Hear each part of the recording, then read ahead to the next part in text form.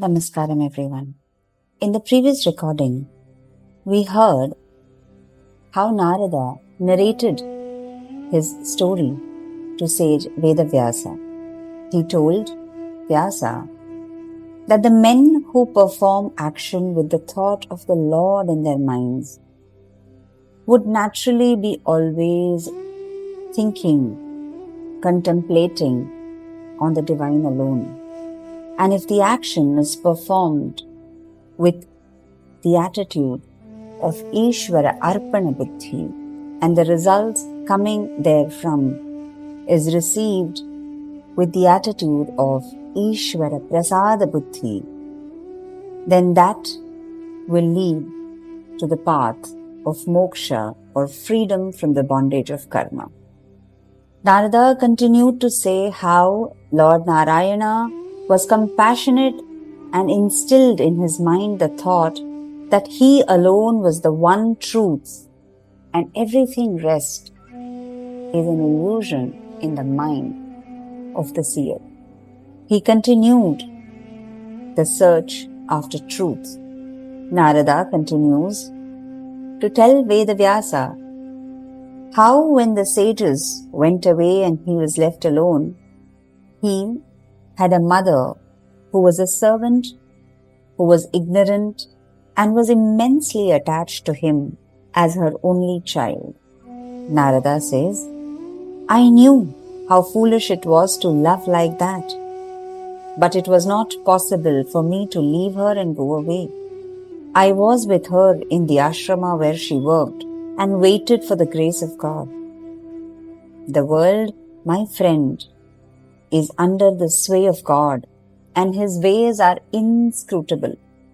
We see what is happening, but we lose sight of the fact that something else is responsible for the happenings in the world. The actions of man are like those of a puppet. It seems to move on its own accord, but it is not so. It has to move the way the strings are pulled. And the strings are pulled by an expert who is not seen by us.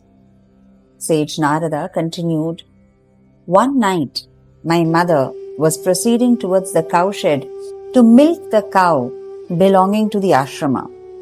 It was twilight, and even that little light was fading rapidly. My poor mother was bitten by a snake which was lying in her path, and she died on the spot. Strangely enough, I did not feel too unhappy since I knew this was the Lord's doing, that He had so engineered it that I would get my freedom. My mother was a bandha, and now I was free from it. I left the ashrama and proceeded towards the north.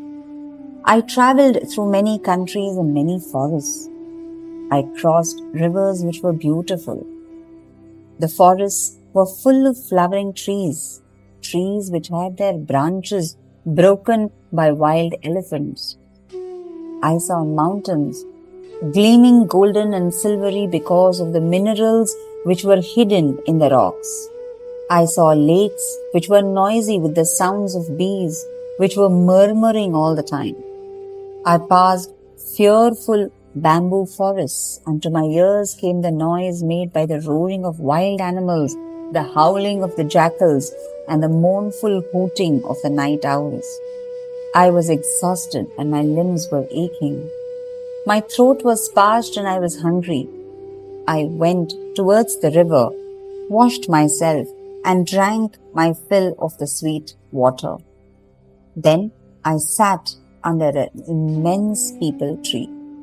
I assumed the posture which the sages had taught me and concentrated my mind on the form of the Lord which they had described. I sat there absorbed in meditation. In my mind's eye, I saw the form of Narayana slowly taking shape. I saw him and my body trembled in ecstasy. Tears flowed incessantly and my entire being was flooded with joy. A moment of this ecstasy and the form of Narayana vanished. It was no more. I was plunged in misery and I was roused by my meditation. I tried again to sit and meditate and I could not concentrate. The form would not come back to my mind. I was like one demented. All of a sudden, I heard a voice speak to me. He was calling me and his voice was loving, comforting, beautiful. The voice was Ashariri, did not have a body.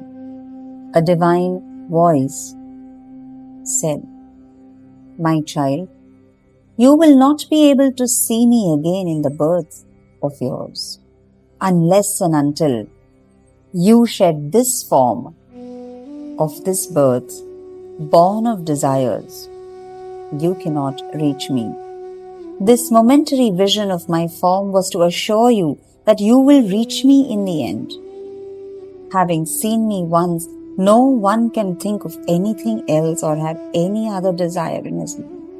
Even at this young age, you have, by your association with sages, learned to love me and only me. Love for me will banish all other forms of love in your mind. For everything that is temporary and transient is bound to perish, and so also this body. Shed this body of yours and come to me. You will always be by my side. This love you have for me will not wane even after the pralaya. You are dear to me." The divine voice was heard no more. Since then, I spent all my time singing the praises of Narayana and went from place to place. I had no desires and I was content with my lot in life. I was waiting for the time when I could shed the human form which kept me in bondage, kept me in prison. Days passed, years too, many of them. In course of time, death came to me. It was a streak of lightning, deceptively like a garland of light. The body, made up of elements, fell to the earth, and I travelled towards the ocean where Narayana was sleeping. I entered into Brahma along with his breath. After 4 yugas had passed, when Brahma began to create the world, I was born as a son along with Marichi and the others. And by the grace of the Lord, I travel all over the universe singing his glories. The Devas gave me this veena by the name Mahati, and with this, to accompany my songs, I go about spreading the lesson of love. When I sing, the form of Narayana comes to my mind at once as though he has been summoned by me. I see him all the time and I'm always. Let me repeat what I said before, continued sage Narada. Karma Yoga, O Vyasa, which you have taught in the Mahabharata, Jnana Yoga, which you have taught in the Upanishads, and the Karma Kanda, which you have described in the Vedas, not one of them will grant man so easily the peace and tranquility which Bhakti Yoga gives. So, dear friend, let your composition be the raft which will save men floundering in the ocean of pain, frustration, and despair. What Narada is trying to tell Sage Vyasa here is that when Karma Yoga is done with the Lord in the heart and the right understanding, then such a path becomes tapas, and by the tapas purifies the sadhaka.